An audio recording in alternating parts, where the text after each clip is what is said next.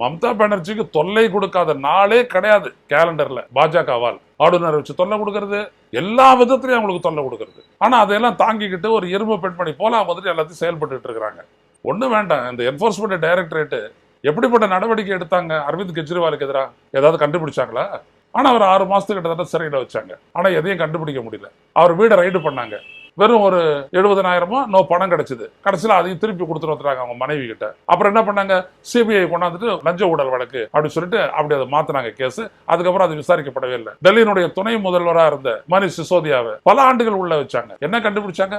ஒன்னும் இல்ல. தெலுங்கானாவுடைய முன்னாள் முதலமைச்சர் சந்திரசேகர் ராவனுடைய மகள் கவிதா, அவங்களை என்ன பண்ணாங்க, சிறையில வச்சாங்க. என்ன கண்டுபிடிச்சாங்க? ஒன்னும் இல்ல. இங்க தமிழ்நாட்டை சேர்ந்த அமைச்சராக இருந்த செந்தில் பாலாஜியை 400 நாட்களுக்கு மேல சிறையில வச்சாங்க. என்ன சொன்னாங்க? இவர் வந்துட்டு வேலை வாங்கி தருவதாக சொல்லி பணத்தை வாங்கினாரு, 1.62 கோடி அப்படின்னு சொன்னாங்க. ஏதாவது கண்டுபிடிச்சாங்களா? எந்த எவிடன்ஸ் இருக்கா? இல்ல. அவரையும் நீதிமன்றம் விடுதலை பண்ணிடுச்சு. ஆனா அனில் அம்பானி தேசியமயமாக்கப்பட்ட வங்கிகள் தனியார் வங்கிகளிடமிருந்து 40,185 கோடி கடன் வாங்கி மோசடி பண்ணிட்டாங்க. அவ்வாறே வழக்கு பதிவு செய்யப்பட்டது.